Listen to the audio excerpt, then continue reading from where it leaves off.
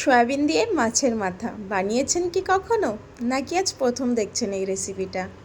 যদি না বানিয়ে থাকেন তাহলে আমার এই রেসিপি দেখে ঝটপট করে একবার বানিয়ে অবশ্যই দেখবেন কেমন লাগে খেতে। আশা করছি রেসিপিটা তোমাদের ভালো লাগবে। সর্বপ্রথম আমি এখানে 4 টুকরো মাছের মাথা নিয়ে নিয়েছি। আমি আর এইগুলোকে ছোট ছোট টুকরো করিনি, যেহেতু মিডিয়াম সাইজের মাছের মাথা। তোমরা যদি বড় মাছের মাথা নাও সেক্ষেত্রে মাছগুলোকে একটু ছোট ছোট টুকরো করে নেবে। তো সর্বপ্রথম মাছের মাথাকে নুন, হলুদ আর সরিষার তেল দিয়ে খুব ভালোভাবে মাখিয়ে নিয়েছি। তারপর এইদিকে পানি গরম করতে দিয়ে দিয়েছি, তার মধ্যে দিয়ে দিয়েছি 1 বাটি সয়াবিন এবং খুব ভালোভাবে ঠান্ডা পানি দিয়ে ধুয়ে নিচড়ে রেখে দিয়েছি এক সাইডে। তারপর এইদিকে গ্যাসে প্যান বসিয়ে তার মধ্যে দিয়ে দিয়েছি পরিমাণ মতো সরিষার তেল, আর দিয়ে দিয়েছি নুন হলুদ মাখিয়ে রাখা মাছের মাথাগুলি। সবগুলি মাছের মাথা আমি একবারে দিয়ে দিয়েছি, তোমরা এখানে যে কোনো মাছের মাথা ইউজ করতে পারো। তারপর মাছের মাথাগুলি দু সাইড খুব ভালোভাবে একদম লাল লাল করে ভেজে নিয়েছি। তো একটা একটা করে এইবারে সবগুলি আমি উঠিয়ে নিচ্ছি। তারপর অবশিষ্ট থাকা তেলের মধ্যে দিয়ে দেব কেটে রাখা আলু। এখানে আমি 2টি আলু ইউজ করেছি, তোমরা কম বেশি করে নিতে পারো।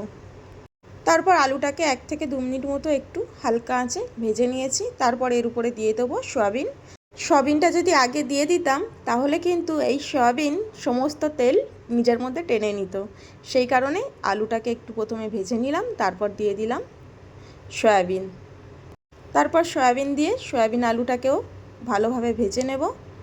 ওই হালকা একটু লাল লাল কালার চলে আসা পর্যন্ত সয়াবিন আলুকে ভেজে নেব আমি। তো দেখো প্রায় সয়াবিন আলু ভাজা হয়ে গেছে। এইবার আমি সবগুলিকে একে একে উঠিয়ে নেব। তারপর ওই সেম প্যানের মধ্যে দিয়ে দেব আরও কিছুটা তেল।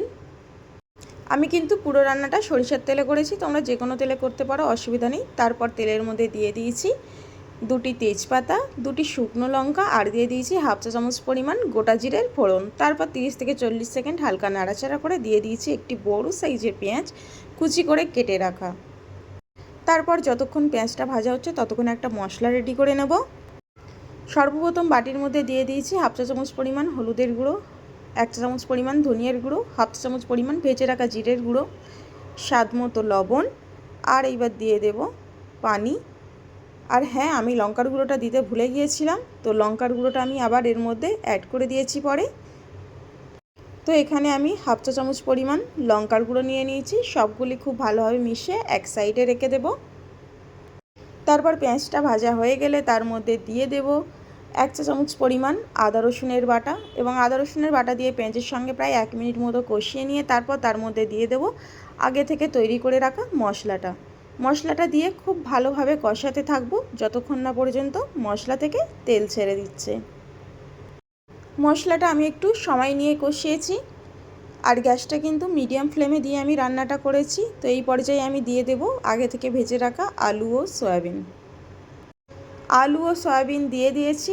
এইবারে খুব ভালোভাবে মশলার সঙ্গে কষাতে থাকবো প্রায় অনেকটা সময় নিয়ে, ওই 2 থেকে 3 মিনিট সময় নিয়ে আলু আর সয়াবিনটা মশলার সঙ্গে আমি খুব ভালোভাবে কষিয়ে নেব। তো দেখুন আলু সয়াবিন কিন্তু প্রায় কষানো শেষ। এইবারে দিয়ে দেব পরিমাণ মতো পানিটা কিন্তু একবারেই দিতে হবে, এরপরে কিন্তু আর কোনো পানি অ্যাড করব না। তারপর দিয়ে দেব স্বাদ মতো বা পরিমাণ মতো লবণটা তোমরা চেক করে দেবে। তারপর তরকারিতে বলক চলে আসলে দিয়ে দিয়েছি আগে থেকে ভেজে রাখা মাছের মাথা। আর হ্যাঁ, এখানে কিন্তু রান্না শেষ নয়, এখনও কিন্তু মশলা বাকি আছে। তো মাছের মাথাগুলো খুব ভালোভাবে তরকারির ঝোলের মধ্যে ডুবিয়ে দিয়েছি। এবার ঢাকা দিয়ে আমি মিডিয়াম টু লো ফ্লেমে রান্না করে নিয়েছি প্রায় 7 থেকে 8 মিনিট সময় নিয়ে, ওই আলুটা গলে যাওয়া পর্যন্ত। তারপর দেখো ঢাকা খুলে খুব ভালোভাবে নাড়াচাড়া করে দিচ্ছি। আর এই পর্যায়ে কিন্তু আলুটাও খুব ভালোভাবে গলে গিয়েছে। তো একটা আলু আমি ভেঙে দেখাচ্ছি, দেখুন আলু কিন্তু একদম গলে গিয়েছে। এইবারে আমি 2টি মশলা অ্যাড করব এর মধ্যে।